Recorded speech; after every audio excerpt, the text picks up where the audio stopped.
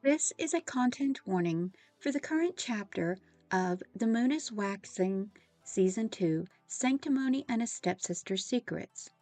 This chapter contains descriptions of violent bullying resulting in the death of a student and the harm of another student. If you find bullying content to be disturbing, please listen with caution.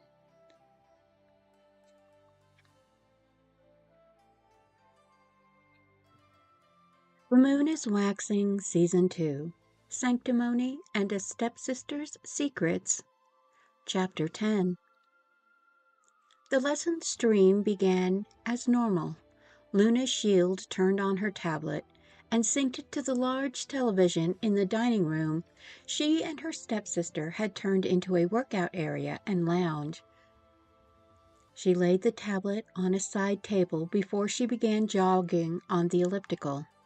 Since learning, Naya Xuilan was sharing her gift of languages through live streams. Luna started watching the streams with a paid membership. When she caught them live, she sent stars and tips, but usually she watched the replays. She was happy to have a Saturday off and to get to watch while she worked out. Luna's adopted sister, Soleil Goldfield, walked into the room with a plate of fruit and a glass of chilled green tea. "Oh, is this the girl you recommended to the scholarship program?" Soleil sat down. "Her pronunciation is so lovely. Her vocal tones sound like music. I'm thinking of offering her a job in our foreign liaison office." "Don't. She is going to make an excellent teacher someday." "Oh, click that link and print it," Luna panted. "It's the study guide." Soleil obeyed. As Naya greeted her audience, Luna kept her pace, repeating the words and phrases. She slowed to a brisk walk as Soleil returned from her home office. "Here's the lesson sheets." She read them with a confused face. "Is it National Anti-Bullying Week or something?"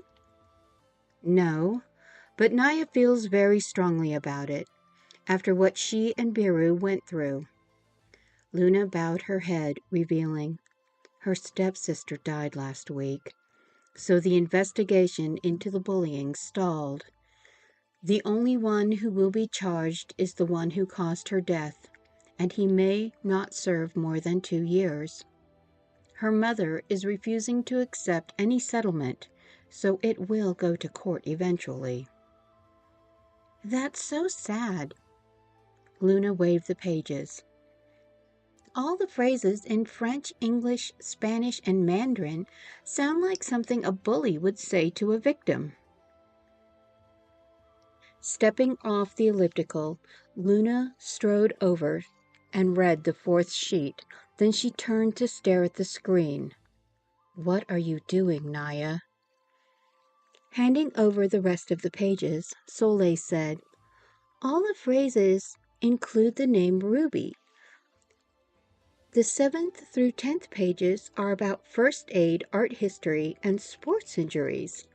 The last page is to write in another language how it felt to say such things to Ruby, and the plan is to burn them so Ruby can read them now. Is Ruby a real person?" "Oh, hell! Ruby is an anagram for Biru!" Luna exclaimed as she sprinted to her room. She grabbed her phone from the charger and dialed Naya's number. The call went to voicemail. "Hi, Naya. It's Luna Shield. I was wondering if we could talk about last weekend. I know you might be upset today after Biru's funeral. Please call me when you have a stream break. I'm off today." She sent similar messages to Naya's Weibo. Then she quickly changed out of her workout gear. "What's going on?" Soleil demanded. Pulling a clean shirt over her sports bra, Luna looked at her stepsister with haunted eyes. "I miss the signs." She dialed and hung up on the voicemail, then dialed again. Signs? Biru's funeral was this morning. Naya knows the case is stalled. She's going to avenge her sister. She's going public with all the information on how Biru was bullied. Soleil shrugged. So she publicly shames them. Good for her. Their family shouldn't. No, sissy. I think she might be planning on killing everyone at the tutorial session, Luna revealed as she rushed past her and pulled on her sneakers. She pointed at the bonus phrase in the corner of the stream. That's Italian, from Dante's Inferno. She was reading it last week when we met to have boba. It says, "Abandon hope all who enter," or something like that. Soleil looked horrified as she guessed. The second line could say, "White Academy is the sixth circle of hell" in Italian or Latin. I'm not sure, but I know the sixth circle is where hypocrites go when they are punished. I know. Luna dialed a different number. She snagged her motorcycle jacket off and went down in their express elevator to the first level of the garage. She redialed when it went to voicemail. The third time it was answered. Detective Stonecastle here. How can I help you, CSI Shield? His formal answer told her he was working on a case and couldn't talk, but she didn't have his authority to mobilize resources. She broke protocol, hoping her tone conveyed her fear as she got on her motorcycle. John, the bullying case of Biru Lishu. Do you remember how I told you it was connected to one of my old cases? We need a SWAT team to the White Academy now. The stepsister is going after Biru's classmates on a live stream. I know. I'm talking to the father of one of the students. He is the lawyer of the two who caused Miss Lishu's death. His son texted him through his smartwatch. I'm going to go try to talk her down. See you there. Luna hung up before he could tell her not to go. She started her imported Hayabusa motorcycle and rocketed toward the school. For the whole week, Thomas had been unhappy about the class's decision to ignore Biru's death. But every day at practice, Jack constantly complained that her death wasn't his fault and that he didn't know she was so fragile. Finally, frustrated by his whining on Thursday, Thomas pointed out how some of the boys on the basketball team took turns sucker-punching Biru in the head in attempts to one-punch knock her out. He reminded them all of what Katrina's mother and the CSI working the coroner's case explained about repeated concussion syndrome, causing multiple swollen blood vessels. Thomas had never struck her, but his aloofness was tacit acquiescence.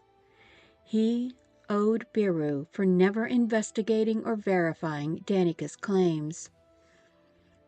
It was why he asked his grandfather to go to the temple this morning. In his prayers, he apologized to Biru for not protecting her as an innocent person. He was surprised to see Naya there. She looked so beautiful in her flowing white dress.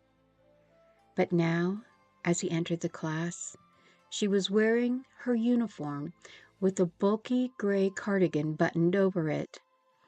The spring was much warmer and earlier than usual, so her choice to wear the sweater seemed odd to him. There was a handwritten note saying, "No phones, all memory."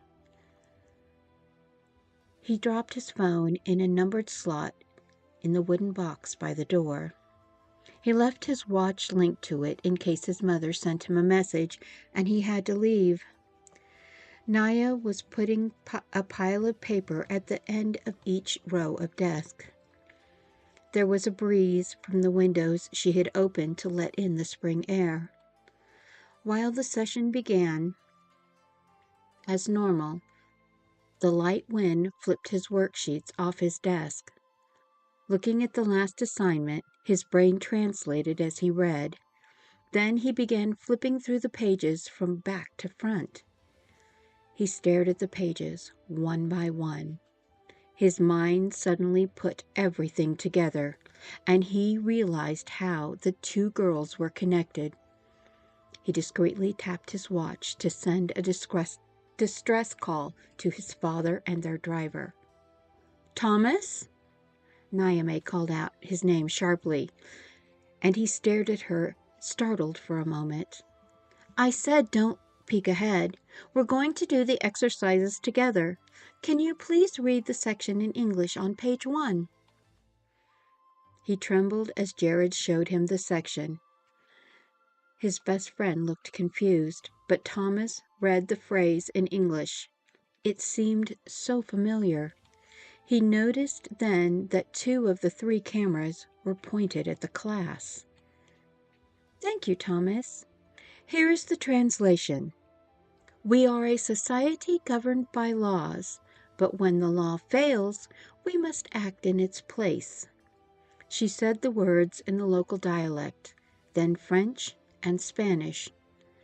In her voice, they sounded like rationalization for vigilantism. "Can you read the next part?" Thomas looked down at the next segment of words. His mind translated, and he realized he had said this to Biru more than once. Said it before Naya-Mei joined their class. Those who cause harm, those who punish their classmates and push them to the point of a mental breakdown or death must atone, and to atone they must suffer. He repeated the words in the 3 languages he knew, stalling for time. She smiled at him, but there was no emotion in her infinitely dark eyes. It looked like looking at someone who was a ghost. She went on with the lesson, having different students read different passages. All were things they had said to Biru at some point, and many were becoming uncomfortable, as Naya-Mei translated in a strangely cheerful voice. Thomas relaxed when he heard sirens in the distance. The shrill sound coming through the windows. Naya-Mei scowled slightly and went to the door while Sharon was reading about pouring alcohol, medical alcohol, on a scrape with a look of horror. Thomas stood when Naya-Mei picked up the wooden cell phone holder and tossed it into the hall before locking the door. She turned with a malevolent grin. "I guess we're going to have to skip a few pages ahead." She kicked over a rubbish bin, and a yellowish oil spilled across the floor with a plastic lid. Startled, the students lifted their feet while she stomped over and kicked over the second bin. The fumes of the fuel wafted around the room before being carried out the window. Pulling a butane lighter from her pocket, she glared at Jared, who had stood next to Thomas. "Sit down, boss jock, lawyer jock. No one leaves until I say so. It's time for you all to atone." Some of those in the front row whimpered, but most sat frozen in terror. Of the 18 students in the room, only Naya was unafraid. "Naya-Mei, don't do this. What happened to Biru? It was a misunderstanding." Thomas tried to talk her down from her madness. She looked unusually pale, and her dark eyes made her seem more like a vengeful ghost than fellow student.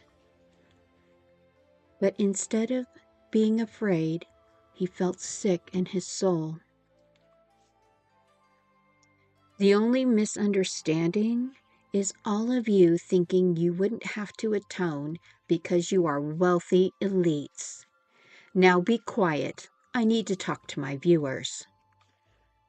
Naya turned the main camera back to face her as she tapped on her laptop. These are the links to everything you are about to see. I am sorry for the shocking content, but if the platform interrupts or stops the stream, I will know and it won't end well. Today, I am going to make certain everyone in the world knows what really goes on at the White Academy High School for academic excellence. To those watching in the other classrooms on this floor, I suggest you evacuate the building. She then repeated everything in the 4 other languages she knew and set the banner to scroll in 5 languages with the simple threat: if the stream is stopped or blocked, I will burn the school and everyone in this classroom. If they obey and finish the lesson, everyone leaves alive. The comments in the live stream went crazy, flashing by too fast for anyone to read as the viewer count skyrocketed. Naya savored the terrified looks of the students of Class 1 as she recounted. There are people in the class that bullied and murdered my stepsister, a girl who was born when I was a year old. Biru Lishu was my stepsister, and her mom adopted me after my mom died. I love them. My aunt is a wonderful mother.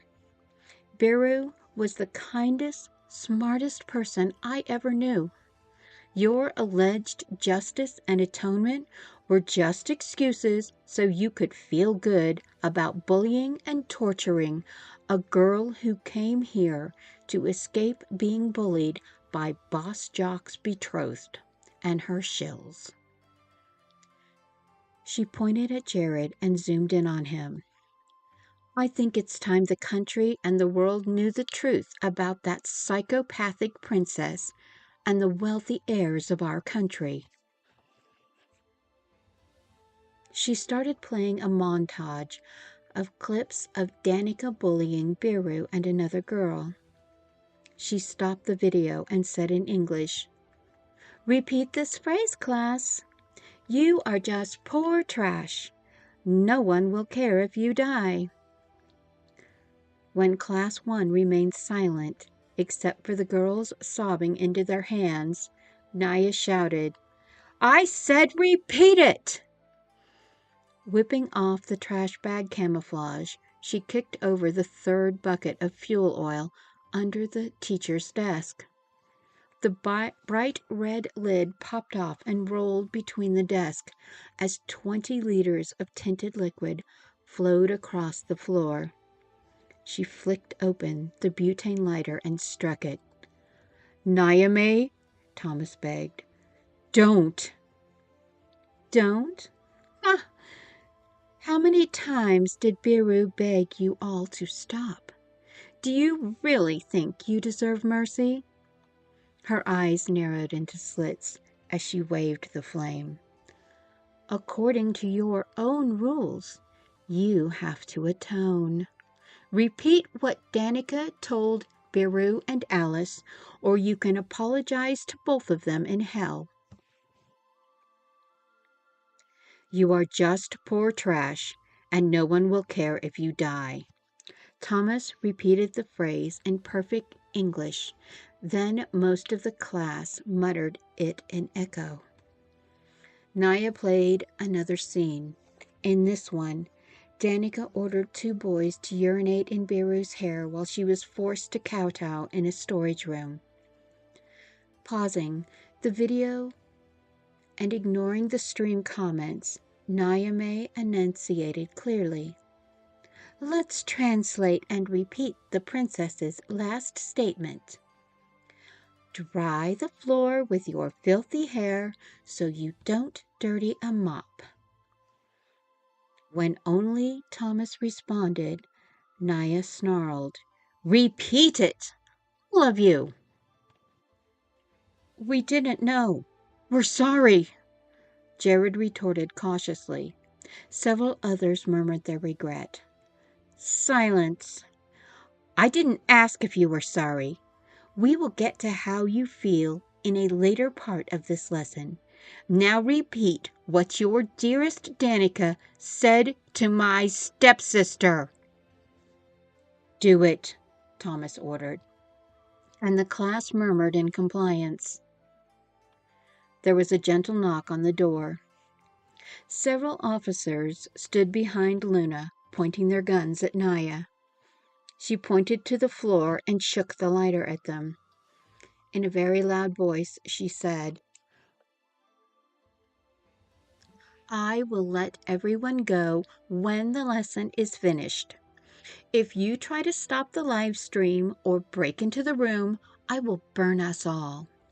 She set the still burning lighter down on the desk and unbuttoned her oversized gray cardigan, removing it to show a belt that looked like a bomb. Unbuttoning 2 buttons of her shirt, she showed a patch stuck to her chest. If my heart stops because I get shot, then... She didn't finish the threat, just made an explosion gesture with her hands. Let me finish the lesson and they will be free to leave. I will turn myself in and go back to the mental hospital. Yes, audience, they put me in a mental hospital after I was forced to kill my rich rapist and his bitch sister in self-defense.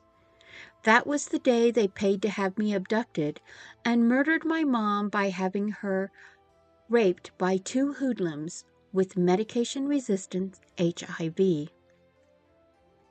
Luna shook her head in fear, worry in her eyes. Don't do this, Naya.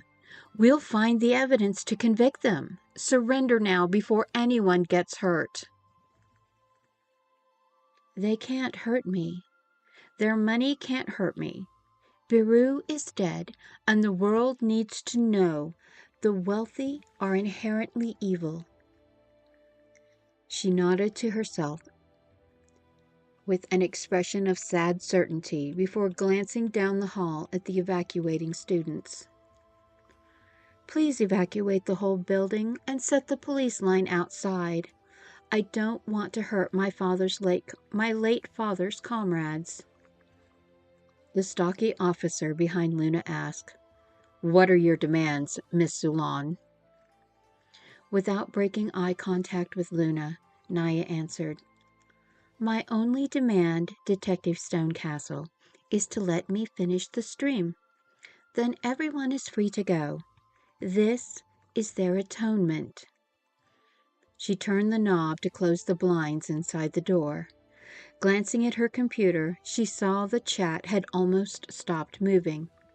Smiling, she apologized to the live audience. Sorry about the interruption. Let's continue.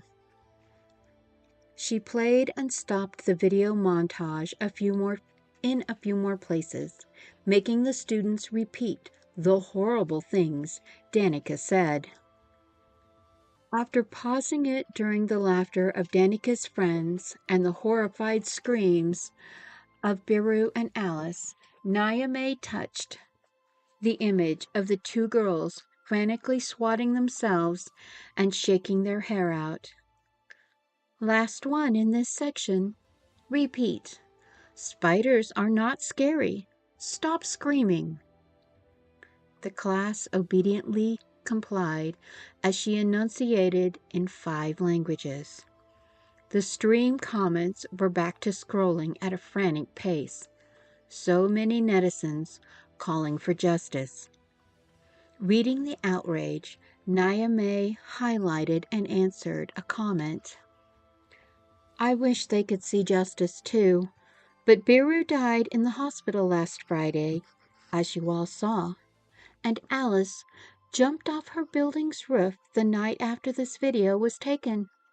Having an entire box of spiders dumped in her hair and down her shirt was the thing that finally broke her. She glared at Jared and Jack in the back. Do you still believe that Biru is the one who caused Alice's death and bullied Danica Xuilan, who now is living a lovely life in France?" She repeated the question in English and French. "We're sorry," Jared murmured, because Jack was just opening and closing his mouth with tears running down his face. "Sorry isn't good enough, Long Clan cousins. You have to atone." Her inky eyes showed no emotion as she ordered, "Turn to page 7 of the packet. It's time for conversational role play." She tapped on her laptop and several video files appeared in the stream window. "And now I really need to thank Paul, Gwen, and Jan for the proof. I know they planned to use it for blackmail so they could become successful, but I needed the videos now. Sorry, not sorry I hacked your phones," she wrote as she spoke. "Thank you for recording the evidence on the chalkboard in multiple languages, then made the class repeat them." Smiling at them gently made Naya seem more unhinged and terrifying, while her voice was soft and comforting. "I know you three feared they'd target you next if you interfered for Biru, and while it makes you cowards, it does not make you guilty." She walked over to the door. "As a gesture of goodwill to the police, Paul, Gwen, and Janice, please line up along the wall. Reese, Bibi, Han, Ting, and Fauna, join them." The 8 students stood slowly and edged to the wall. As they lined up by the door, others stirred. Naya-Mei flipped open her lighter and struck it back on. "Do not get any foolish ideas." She unlocked the door and let them out. She saw the officers waving them to the stairs and noted the monitor showing the stream for Class 3 had been moved out into the hall. Shaking her head, she called to them. "I told you to get out of the building. I'm wearing 2 blocks of plastic explosives connected to a heart monitor.